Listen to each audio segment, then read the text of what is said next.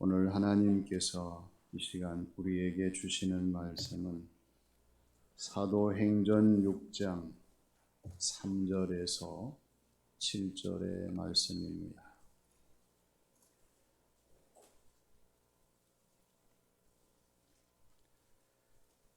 형제들아, 너희 가운데서 성령과 지혜가 충만하여 칭찬받는 사람 7을 택하라. 우리가 이 일을 그들에게 맡기고 우리는 오로지 기도하는 일과 말씀 사역에 힘쓰리라 하니, 온 무리가 이 말을 기뻐하여 믿음과 성령이 충만한 사람 스데반과 또 빌립과 브로고로와 니가노로와 디몬과 바메나와 유대교에서 입교했던 안디옥 사람 니골라를 택하여 사도들 앞에 세우니, 사도들이 기도하고 그들에게 안수하니라. 하나님의 말씀이 점점 왕성하여 예루살렘에 있는 제자의 수가 더 심히 많아지고 허다한 제사장의 무리도 이 도에 복종하니라. 아멘. 발타자르 그라시아는 이렇게 말을 합니다. 먹고 사는 일에 노력만 하지 말고 지식 얻는 일에도 노력하십시오. 사람이 하기 싫은 일에 노예로 사는 것보다 하고 싶은 일을 하면서 여유롭게 사는 것이 훨씬 낫습니다. 이 세상에서 내 것으로 확신할 수 있는 것은 시간밖에 없습니다. 시간은 누구에게나 공평하게 주어지기 때문입니다. 인생은 소중합니다. 알 수 없는 미래를 대비하기 위하여 투자하는 시간을 아까워하지 마십시오. 이것은 자신의 인생을 보다 더 잘 살기 위한 가장 좋은 선택의 방법입니다. 이런 이야기를 했습니다. 우리가 주어진 일들을 감당하면서 여러 가지 많은 경험들을 하게 되는데, 중요한 것은 왜 같은 일을 같은 자리에서 함에도 불구하고 다른 차이가 보이느냐 하는 것입니다. 그것은 일하는 사람들의 각자의 마음과 생각과 의식이 다르기 때문에 그렇습니다. 만일에 서로의 다른 것을 인정하지 아니하고 극복하지 아니하면 충돌이 일어나게 되고 날마다 싸움만 계속돼요. 그렇지만 서로의 다름을 인정하고 이 차이를 극복하게 되면 그것은 서로의 합력이 이루어지게 되고 날마다 화목한 가운데에서 모든 일을 잘 감당할 수가 있습니다. 그라시안의 말을 다시 한번 되새기면서 과연 우리가 주어진 모든 삶을 살아가면서 무엇을 어떻게 해야 할 것인가, 그러한 문제에 직면한다는 사실을 부정할 길이 없어요. 초대교회 역시 문제에 부딪힌 교회였습니다. 그러나 초대교회는 서로의 다름을 인정하면서 이것을 극복하고 해결했기 때문에 더 아름다운 교회로, 훌륭한 교회로 성장하며 주신 모든 사명들을 감당할 수가 있었습니다. 이것이 바로 초대교회가 일꾼을 세우시는 출발점에서 비롯된 것이었음을 부정할 길이 없습니다. 오늘 말씀에서 보여주시는 초대교회의 일꾼 세우심은 어떤 일꾼 세우심이었어요?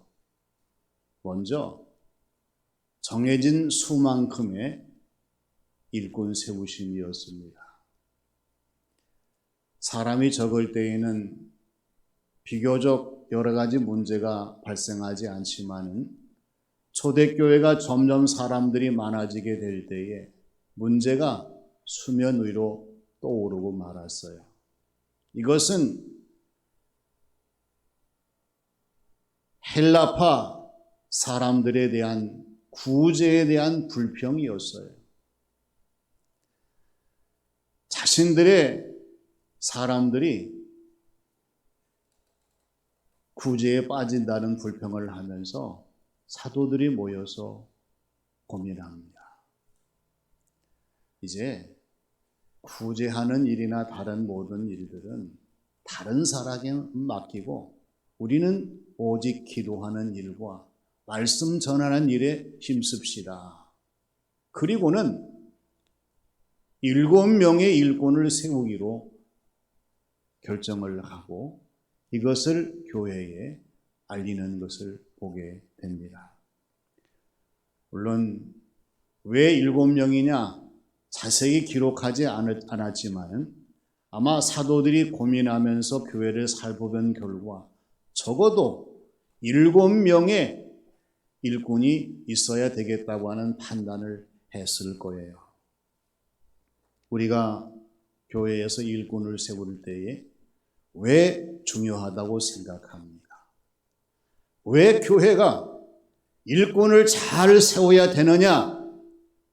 여기에 우리가 주목할 필요가 있습니다. 교회의 평안의 여부와 성장의 여부와 백년의 여부가 달려있기 때문에 그래요. 교회가 일꾼을 잘 세우게 되면 교회는 더욱 평안해지지요. 성장과 성숙을 계속하지요. 백년의 역사를 계속해서 이어갈 수 있는 은혜가 주어지게 되는 거죠. 그러나 만일에 일꾼을 잘못 세우게 되면 그 순간부터 교회는 시끄러워지기 시작합니다. 여러 가지 많은 피해가 있습니다. 백년의 역사가 아니라 단절된 역사 속에서 교회가 혼란을 겪을 수밖에 없기 때문입니다. 초대교회를 보세요. 사도들이 기도하고 정한 7명의 숫자를 얘기하게 될 때에 어느 누구도 이 일을 제기하지 않았습니다.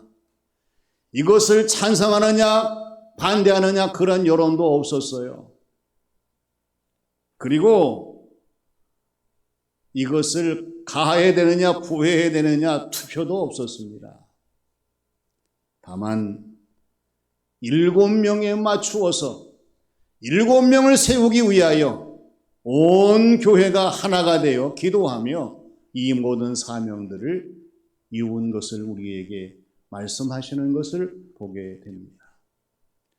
우리 교회도 안수 집사님, 권사님 10명씩을 뽑기로 당회에서 결정을 하고 이제 공고를 하고 후보자를 게시하게 되었습니다. 정해진 숫자가 있사오니 우리가 더욱더 초대교회를 생각하면서 하나님의 은혜 안에서 이 모든 일을 감당할 수 있도록 더욱 기도하며 준비하며 이 모든 일에 최선을 다하는 온 교우들 우리 모두가 되어야 할 줄로 믿습니다. 다음은 합당한 사람들의 세우심이었습니다. 사도들이 초대교회 성도들에게 강조한 것이 무엇입니까? 사람을 찾고 사람을 세우고 사람을 뽑는 자격사항으로서 성령님과 지혜가 충만하고 또 사람들에게 칭찬받는 사람 7을 택하라고 하는 주문이었습니다. 성령님의 충만, 지혜의 충만, 칭찬 듣는 이 칭찬의 충만함이 왜 중요하겠어요? 교회에서는 하나님이 세우시는 일꾼이기 때문에 그렇습니다. 그리고 항존직이기 때문에 그렇습니다. 교회에서 다른 사람들을 이끌어야 되고 도와줘야 되고 함께 해야 될 그러한 리더요, 멘토요, 헬퍼이기 때문에 그렇습니다. 간혹 일꾼으로 세움을 받았지만은 전혀 새로운 변화가 없는 사람들을 보게 됩니다. 그 이유를 어디에서 찾으려고 하십니까? 교회 안에서 하나님이 세우시는 일꾼으로 세움받은 사람들이 달라지지 아니하고 바뀌어지지 아니하고 변화되지 않는 것은 성령님의 충만함이 없기 때문에 그래요. 성령님의 충만함으로 가득 차게 되면 달라지게 되어 있습니다. 하나님의 말씀의 지혜가 충만하지 못하기 때문에 그렇습니다. 하나님의 말씀의 지혜가 충만하게 되면 새로운 변화의 모습으로 자신의 주어진 모든 사명들을 감당하게 되어 있습니다. 그리고 사람들로부터 성부와 성자와 성령 삼위일체 하나님으로부터 칭찬의 충만함이 없기 때문에 그렇습니다. 누구든지 교회 안에서 칭찬 듣는 사람이 된다고 하면 선한 영향력으로 주어진 모든 일을 감당하면서 사람들에게 아름다운 일을 나타낼 수가 있기 때문에 그렇습니다. 오늘 말씀에 등장하는 7사람의 일꾼을 보십시오. 스데반과 빌립과 브로고로와 니가노로와 디몬과 또한 바메나와 니골라 7사람은 지혜가 충만한 사람이었습니다. 믿음이 있는 사람이었습니다. 성령님의 충만한 사람이었고 모든 교우들로부터 칭찬 듣는 사람들 7을 세울 수가 있었던 것을 보게 됩니다. 교회는 뽑히는 사람도 즐거워야 되지만 뽑는 사람도 즐거워야 되고 함께 즐거운 가운데에 주어진 모든 신앙생활, 주어진 모든 사명 이것을 감당할 수 있도록 온 교우들이 하나가 된다는 사실이 얼마나 중요한지 몰라요. 배를 만드는 사람이 어찌 구멍난 자재를 그냥 쓰겠습니까? 버리고 구멍나지 않는 그러한 자재로 배를 만들어야 바다의 배가 정상적으로 운행할 수가 있는 거 아니겠어요? 교회에서의 선출과 선택도 마찬가지입니다. 사사로운 감정에 치우치고 하나님이 원하시는 방법이 아니고 또한 오늘 말씀에 위배되는 그러한 모든 것들이라고 하면 큰 피해가 발생할 수밖에 없을 거예요. 교우들의 마음도 선택받는 사람 마음도 아프다고 하면 이것은 올바른 선택의 모습이 아니라 문제와 하자와 결함이 있는 것이 될 수밖에 없습니다. 그래서 우리는 기도해야 돼요. 하나님, 합당한 사람이 누구인지, 또 하나님이 기뻐하시는 사람이 누구인지, 우리가 어떻게 이 모든 사명을 잘 감당할 수 있을런지, 그래서 우리의 주어진 모든 일들을 잘 감당할 수 있도록 하나님이 세우시는 사람, 합당한 사람을 위하여 기도하며 늘 최선을 다해 이 사명을 잘 감당하는 점천시민교회 저와 여러분 우리 모두가 되어야 할 줄로 믿습니다. 마지막은 부흥으로 이어지는 세우심이었습니다. 모든 것은 전후가 다릅니다. 중요한 것은 전보다 후가 더 좋아야 되겠지요. 역사를 보십시오.